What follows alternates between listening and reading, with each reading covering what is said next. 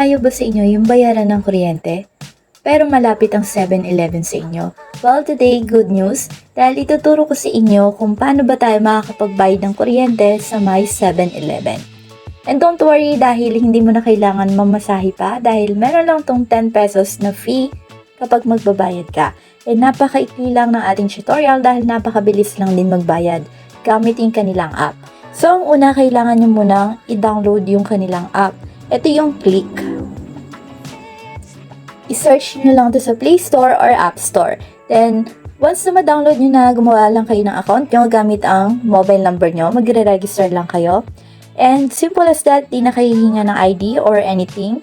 So, dito, makikita nyo dito yung Pay Bills. So, iselect lang natin yan once na makapag-create na kayo ng account dito.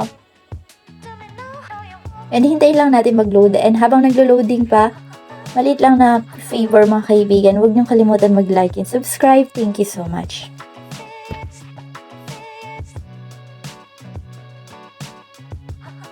At ang kinaganda pa nito, next time, pwede naman nang hindi na kayo mag-input dito ng details ng babayaran yung kuryente dahil pwede nyo itong i-save as favorite.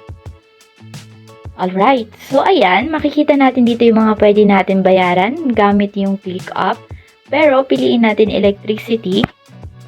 And dito hanapin lang natin yung pangalan ng ating electricity sa ating lugar.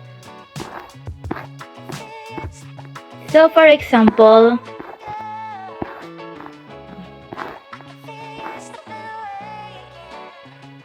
magbabayad ako dito sa Nico. Okay? Nico EasyPay. And dito ilalagay lang natin yung payment for Nico, yung description. Yung account number, makikita niyo yan sa may bill ng inyong kuryente. Tapos, kung kanina nakapangalan yung electric bill, okay? Then, input nyo lang dito yung amount.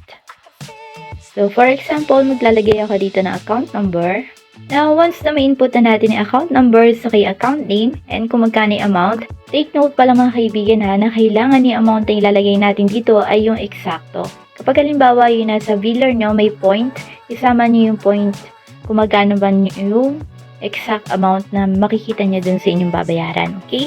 Check nyo mabuti yung details bago nyo itap yung confirm. Kapag na-check nyo na mabuti, tap na natin yung confirm and kailangan natin na pumunta sa may 7-Eleven para ipakita itong ating barcode na siya naman i-scan ni cashier. Tapos, babayadan natin siya. So, ito ang service charge lang pala, 8 pesos only sa 5,000. Okay? So, ang babayadan natin, ang amount transacted natin ay 5,008.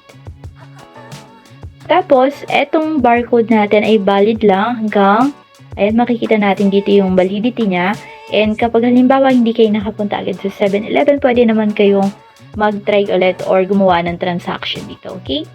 So, ganun lang kabilis. Kailangan pa rin natin pumunta ng personal dun sa may 7-Eleven. Pero, mas mainam nga ito kapag mas malapit tayo sa 7-Eleven kaysa dun sa ating electric bill. So, hanggang dito na lang kaibigan ng ating tutorial and see you around.